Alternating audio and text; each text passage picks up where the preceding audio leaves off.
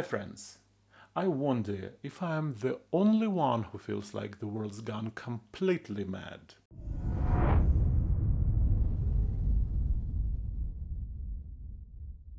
The Darwin Awards, handed out each year to people who manage to kill themselves through sheer stupidity, are probably the best proof that my feeling that the world has gone mad isn't entirely unfounded.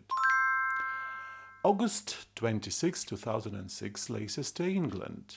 33 years old Darwin decided to make history, and he did, though not in the way he probably imagined.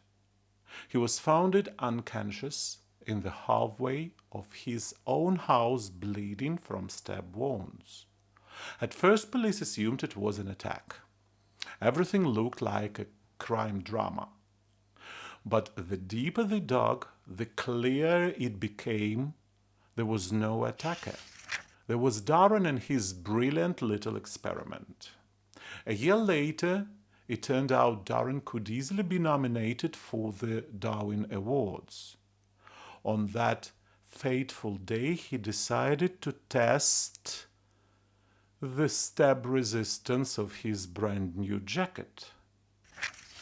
Not on a mannequin, not on a chair, not even on a bag of sand. No, why bother? A real man tests everything on himself.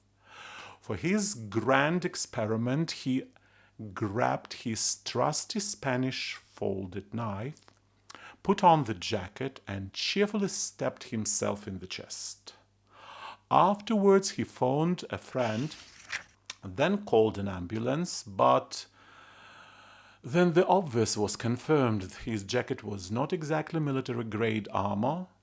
Who could have guessed? The coroner found no signs of suicide. After all, Darwin immediately called for help. So no, he wasn't trying to kill himself. He was simply conducting a crash test of his wardrobe. Result? The jacket failed, and so did Darwin.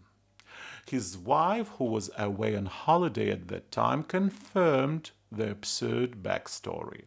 Yes, he had often wondered aloud whether the jacket could withstand a knife attack or not. Well, now the question had been answered thoroughly, with evidence. The coroner's verdict was short and dry: accidental death.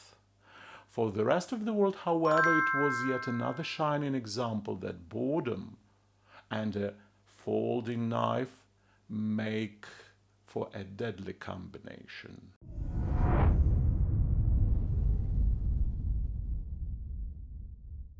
There are more than 200 countries in the world, and the leaders of these countries change every 4 to 6 years. Yet the presidents and prime ministers truly worthy of respect can be counted on the fingers of one hand. In almost every country, people complain that politicians don't know or don't understand how ordinary citizens live. But not in Uruguay. Meet President José Mujica, an eccentric and vegetarian individual. During his presidency, from 2010 up to 2015, he lived in a rundown farm and donated almost all of his salary to charity. In front of his house, laundry hung drying on ropes. Water had been fetched from a well in the middle of the wheat-filled yard. The house was guarded only by 2 police officers and a 3-legged dog named Manuela. This was the life of José Mujica, the president of Uruguay, whose lifestyle bore little resemblance to that of most world leaders. President Mujica refused to live in the official residence, preferring instead to remain in his family farm near the capital Montevideo. The house was assembled only with a single narrow dirt road. The house was accessible only by a single narrow dirt road. The president and his wife grew flowers to sell. They had no hired workers. For such an ascetic way of life, and because Mujica donated about 90% of his salary to charity and he earned 12,000 US dollars a month, he was called the poorest president in the world. I've lived like this all my life, Mujica once said, sitting on his garden on an old chair. I live very well with that what I have. He gave his money to charitable organization and helped the poor and small businesses. As a result, his income was about equal to Uruguay's average, 775 US dollars a month. José Mujica was elected president of Uruguay in 2009. In 1960th and 1970th, he fought as a part of the left-wing guerrilla movement, Tupamaros, which was inspired by the Cuban Revolution. He was wounded 6 times and spent 14 years in prison. Mujica spent most of his sentence in solitary confinement. He was released in 1985 when democracy was restored in Uruguay. José Mujica died this year on May 13, 2025 at the age of 89. Perhaps not all is lost if at least in one country there was a leader worthy of deep respect, completely devoid of greed and arrogance.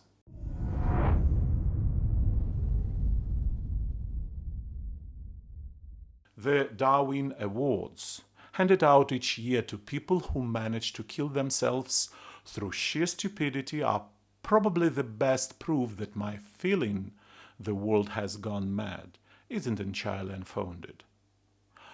August 2017, Japan. At the Waterhouse of Tararumono Logistics, a new genius project was born. Replace a light bulb at a height of 10 meters.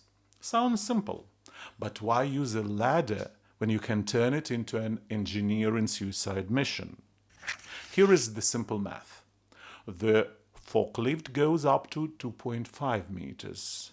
The worker's reach is 2 meters. Missing height, 5.5 meters. The brilliant solution, 37 wooden pallets, stacked one on another, one on top of another, forming the world's most unstable tower of idiocy.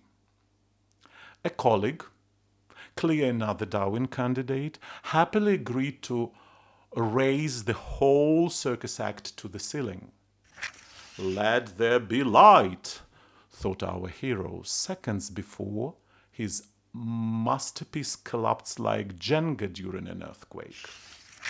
The ending was inevitable. No new bulb, but a new grave. Cause of death, as the coroner could have put in, acute storage of common sense. And yet, in a twisted way, the mission succeeded. The man truly reached a higher plane. Just not the one he expected.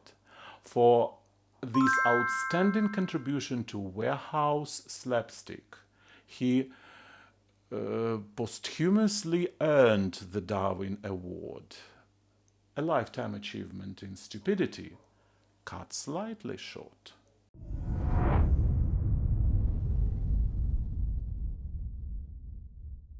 I would very much like to share my thoughts on taxes.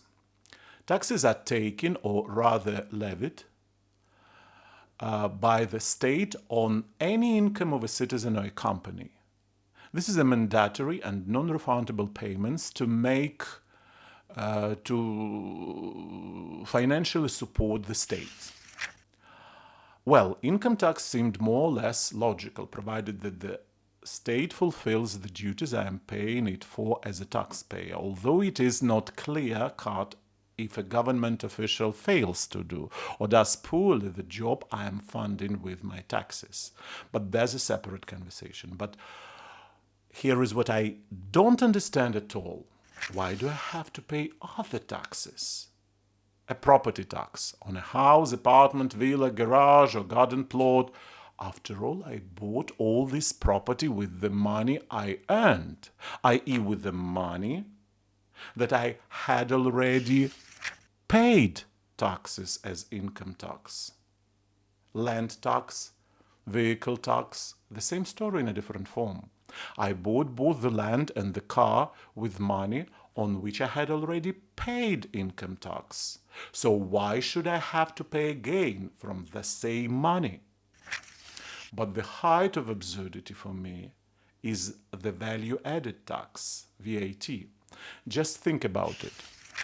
A store owner buys goods wholesale from the manufacturer, adds up a makeup, and sells them in his shop at a higher price, making a profit.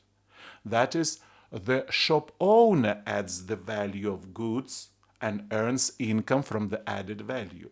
Yet the VAT on the added value, which brings profit to the shop owner, is paid by you, not by the shop owner, when you buy the goods at the inflated price. And the state considers this perfectly logical, while I consider it absolutely not logical.